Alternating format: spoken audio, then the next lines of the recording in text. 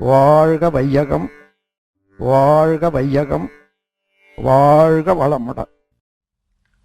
வாழ்க வையகம், வாழ்க வையகம், வாழ்க வளமுடன். கற்புள்ள மனைவி மழை பெய்யென்றால் பெய்யும், பெய்யுமா? சிந்தித்து பார்ப்போம். தெய்வம் தொழால் கொழுநன் தொழுதலுவால் பெய்யென பெய்யும் மழை. இந்த கருத்தைத்தான் இப்படி சொல்கிறார்கள். இது நடைமுறைக்கு சாத்தியமா என்று சிந்தித்து பார்க்க வேண்டும். தெய்வத்தை வணங்க மாட்டாள் என்பது ஒரு கருத்து. அதற்கு மாறாக கணவனை வணங்குவாள் என்பது இன்னொரு கருத்து. இப்படிப்பட்ட பெண் மழை பெய்ய வேண்டும் என்று கட்டளையிட்டால் மழை பெய்யும் என்று பொருள் கொள்வது பெண்ணடிமைத்தனம் அல்லவா? கணவன் தெய்வத்திற்கு நிகராக இருந்தால்தானே வணங்க முடியும். குடிகார கணவனுக்கும் பொறுப்பற்ற கணவனையும் வணங்க முடியுமா என்றால் வள்ளுவர் என்ன கருத்தை இங்கே சொல்லியிருக்கிறார் என்பதற்கு பரிமேலழகர் உரையிலே ஒரு குறிப்பை தந்திருக்கிறார். தெய்வம் தொழா கொழுநன் என்ற வார்த்தைக்கு அருமையான விளக்கத்தை தந்திருக்கிறார். என்ன என்றால், அதிகாலை 3 மணியிலிருந்து 6 மணி வரையிலான பிரம்ம முகூர்த்தத்தில் எழுந்து தெய்வத்தை வணங்கி ஒரு கணமும் இறைவனை மறவாது கடமையாற்றலாம். இது பக்தியிலே முதிர்ந்த ஞானிகளுக்கும் இது சாத்தியமாகலாம். ஆனால் தூங்கிய பிறகு என்ன கனவு வரும் என்று நிச்சயிக்க முடியாதல்லவா? அதாவது கணவன் தெய்வத்தை நினைக்காத தொழாத நேரம் தூங்குகின்ற நேரம். அதான் தெய்வம் தொழா கொழுநன், தெய்வத்தை வணங்காத கணவன் என்று பொருள். தெய்வம் தொழால் கொழுநன் தொழுது எழுவாள். இப்போ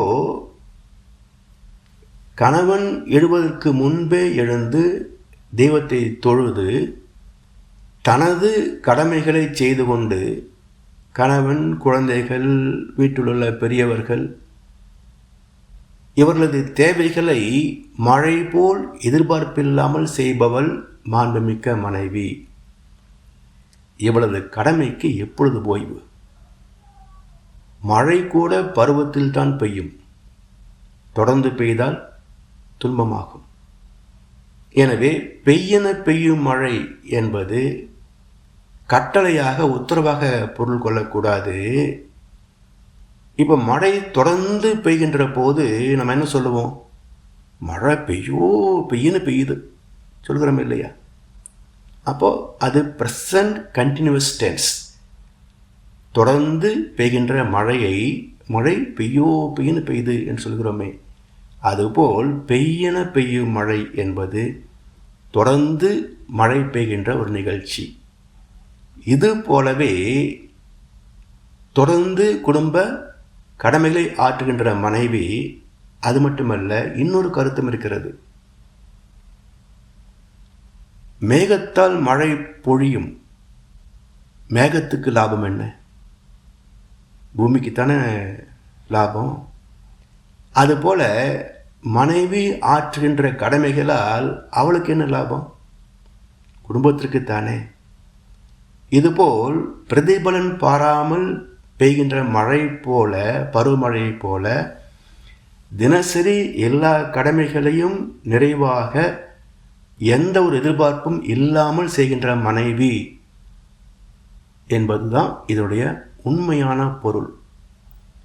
இதுலேயும் பாருங்க, தெய்வம் தொழா கொழுந்தன். இந்த கொழுநன் என்ற வார்த்தை கணவன் என்று அந்த காலத்தில் பொருள் கொள்ளப்பட்டது. இப்போ தற்காலத்தில் அது கணவன் தம்பிக்குத்தான் கொழுந்தன் சொல்கின்றோம்.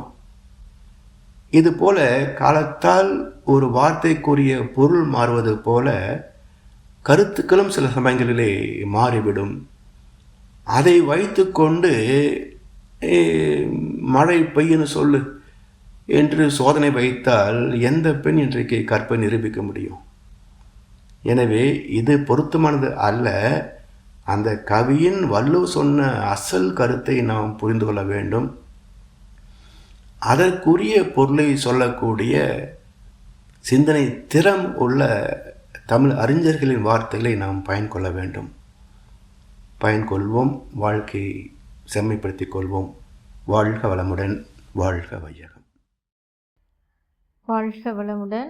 ஸ்கை வேதாத்திரியம் அமுதம் சேனலுக்கு இதுவரைக்கும் சப்ஸ்கிரைப் பண்ணின அனைத்து அன்பர்களுக்கும் மிக்க நன்றி. வாழ்க வளமுடன். அனைவரும் வேதாத்திரிய தத்துவங்களை உலகறிய செய்வோம்.